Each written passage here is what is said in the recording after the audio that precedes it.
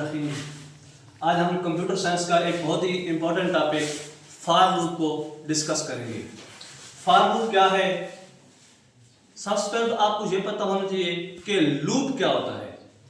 Loop का मतलब है कि एक स्टेटमेंट को बार बार दोहराना।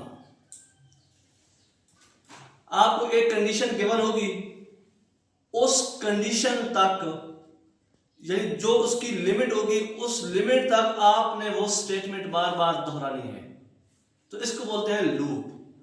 तो लूप की तीन मेन किस्में हैं, while loop, do while loop, for loop. For loop को आज हम डिस्कस करेंगे कि फॉर लूप क्या होता है। सबसे पहले हम इसका सिंटैक्स देखते हैं। सिंटैक्स के अंदर आपने लिखना है फॉर लिखने के बाद लिखना है इनिशियलाइजेशन। इनिशियलाइजेशन का मतलब है कि जो आप उसको पहली कीमत दे रहे हैं, जहां से उसने स्टार्ट लेना है, वो आपका इनिशियलाइजेशन होगा। फिर होगी कंडीशन। कंडीशन बताएगी कि आपने कहां तक जाना है, यानी उसका जो लास्ट पॉइंट है वो बताएगी। इंक्रीमेंट और डिक्रीमेंट यानी बॉडी चलने के बाद जो आपके वेरिएबल के अंदर वैल्यू थी उसकी वैल्यू या बढ़ जाएगी या कम हो जाएगी। इसका मतलब ये होता है इंक्रीमेंट या डिक्रीमेंट। इसका सबसे पहले करते हैं फ्लो चार्ट कि ये वर्क कैसे करेगा। स्टार्ट हुआ, वेरिएबल को पहली कीमत मिल गई जहां से उसने स्टार्ट लेना है। फिर क्या होगा, कंडीशन चेक होगी। कंडीशन अगर हो जाती है ट्रू तो जो कोड आपको गिवन है वो कोड चलेगा। कोड चलने के बाद उसकी वैल्यू इंक्रीज होगी या डिक्रीज होगी। फिर कंट्रोल इधर आएगा। अब देखिए ये कंट्रोल इनिशियलाइजेशन के बाद आ रहा है, इनिशियलाइजेशन के बाद आ रहा है। फिर कंडीशन चेक होगी, अगर कंडीशन ट्रू है वो कोड फिर चलेगा। कोड चलने के बाद वैल्यू फिर इंक्रीज होगी। फिर कंट्रोल आएगा, फिर कंडीशन चेक होगी, अगर कंडीशन ट्रू है फिर इधर जाएगा, इस कोड को चलाएगा, फिर इंक्रीज या डिक्रीज, फिर कोड कंट्रोल इधर आएगा। ये लूप चलता रहेगा। ये लूप बन गया है, यानी एक ही सर्कल के अंदर फंस जाना।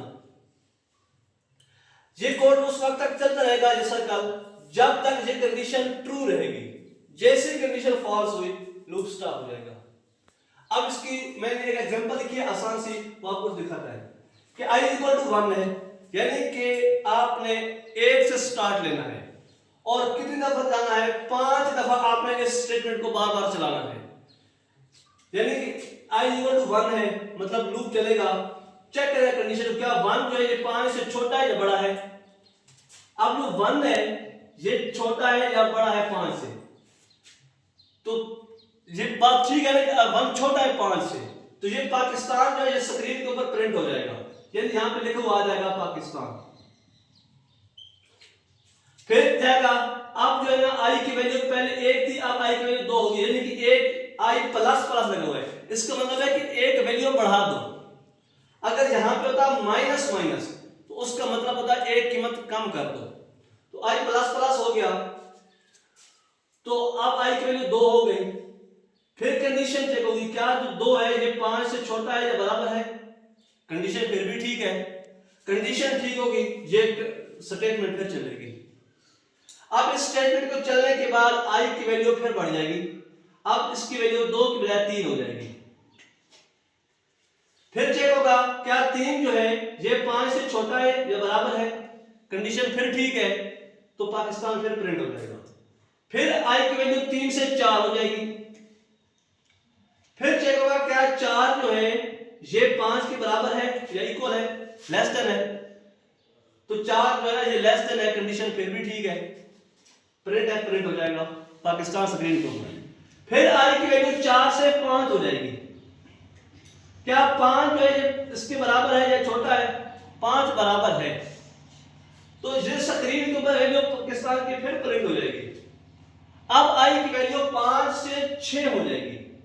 जैसी वैल्यू 6 हुई, अब ये कंडीशन गलत हो गई। कंडीशन गलत हो जाएगी तो ये स्टेटमेंट अब नहीं चलेगी, प्रोग्राम रुक जाएगा। तो ये बेसिक वर्किंग है फॉर लूप की, कि फॉर लूप कैसे काम करता है।